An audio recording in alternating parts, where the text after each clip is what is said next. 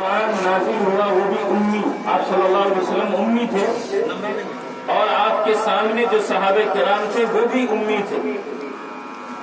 اس وقت اللہ کے رسول صلی اللہ علیہ وسلم نے ان سے کہا کہ دیکھو اللہ نے ایسی کتاب نازل کی ہے جو کتاب ہمیشہ محفوظ رہے گی، قیامت تک رہے گی،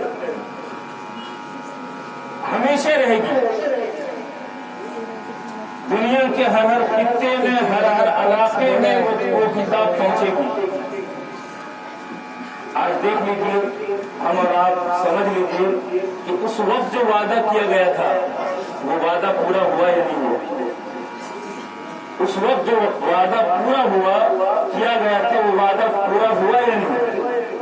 یہی ہمارے دین کے حق ہونے کی علامت ہے، رسول اللہ صلی اللہ علیہ وسلم کے سچے ہونے کی علامت ہے کہ تقریباً 1400 سال پہلے جو بات کہی گئی تھی اللہ نے بدرجہ اتم اس وعدے کو پورا کیا، اور الحمدللہ آج ہماری اس خطے تک بھی اللہ کے کلام کی جو گونج ہے، یہ معصوم حفاظ کرام جو اپنے سینوں میں اللہ کے کلام کو جنہوں نے محفوظ کیا ہے، یہ اس وعدے کی تکمیل ہے، یہ اس وعدے کی تکمیل ہے۔ آج ہمارے دلوں میں قدر ہو یا نہ ہو، اللہ کے نزدیک ان کا بہت بڑا مقام ہے، بہت بڑا مقام ہے۔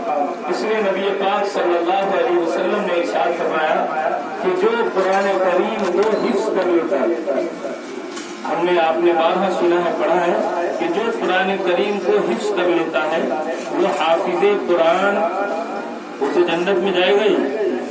اللہ کے رسول صلی اللہ علیہ وسلم نے فرمایا اپنے خاندان کے 10 ایسے شخص کو جنت میں لے جائے گا، وجبت علیہ النار، جن کے جہنم میں جانے کا فیصلہ ہو چکا ہو۔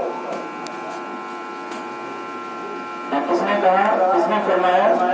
یہ اس زبان سے یہ بات نکلی ہے کہ جس میں ہم شبہ نہیں کر سکتے، شک نہیں کر سکتے۔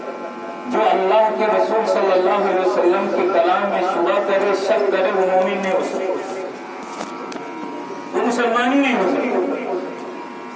اس سے بڑی فضیلت اور کیا ہوتی ہے حافظ قرآن کی؟ وہ تو جنت میں جائے گا اگر اس نے قرآن کے مطابق قرآن پر عمل کیا اور اللہ کے قرآن کو محفوظ کر اللہ کی بارگاہ میں پہنچ گیا، وہ تو جنت میں جائے گا ہی، اپنے خاندان کے ایسے 10 لوگوں کو جنت میں لے جائے گا جن پر جہنم واجب ہو چکی ہے۔